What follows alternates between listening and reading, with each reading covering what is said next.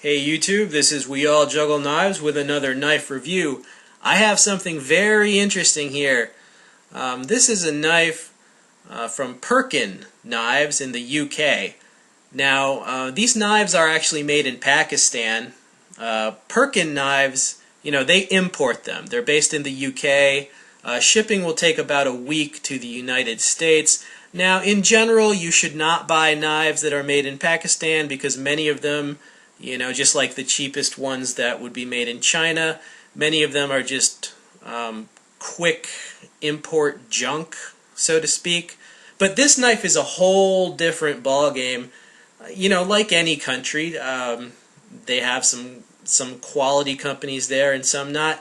This is very high quality.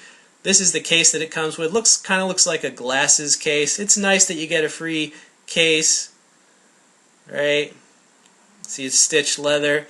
But as I was saying, I think you can tell by looking at this thing, it is far, far higher quality than any knife I've ever seen come out of Pakistan. I did research this before purchasing it. I read a lot of positive reviews, which again is almost unheard of with a Paki import knife. So I knew something was up, and I could also tell that the reviews were genuine, okay, because of the level of detail of them and other clues, so to speak. It's a folding knife, a liner lock, a single thumb stud, right? Now you see the blade, it's a false edge dagger design, right? By my measure, it's 3.7 inches in blade length. And look at the bolster, and look at that pommel. I mean, it's just, it's dang cool is what it is. It's got extensive file work as well.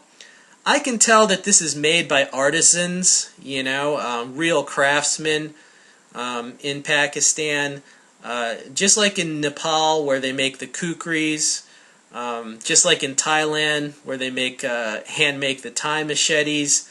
This type of thing is made in what would be, kind of like a factory, but it's really just booths where they have very skilled artisans that they probably pay almost nothing. Look at the file work there. That file work is very similar to what you would see on a Nepalese kukri.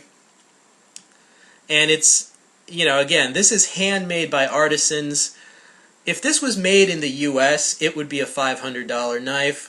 But because it is made in Pakistan and the cost of labor, they probably pay them next to nothing.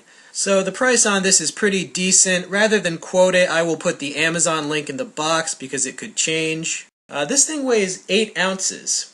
The same weight as a Buck 110 actually. And it has that same kind of solid feel if you can imagine a mid-sized knife that's about 8 ounces. The pivot is smooth. It opens nicely. It locks up. The lockup is rock solid. You see it there. That liner. Look at all the file work. Right, and the pattern on the bolster really catches the light very well. Yeah, this thing is just, it's head and shoulders above anything I've ever seen come out of Pakistan regarding cutlery. Now, as for the use of it, it's a folding dagger. I mean, it's a thrusting design. It's basically a collectible weapon. Right, it's an extremely nice looking weapon. Not really good for slicing through things, just because it is a dagger. The grind is very narrow. The two grinds on either side of the center line of a dagger are very narrow. You basically get half the grind area that a conventional knife would have. So yeah, I mean, daggers aren't that good for slicing through. This is one of my favorite parts of the knife. You see that spacer? It extends into, well, it's kind of like an ornament, but it's also an impact surface, right, with a lanyard hole there.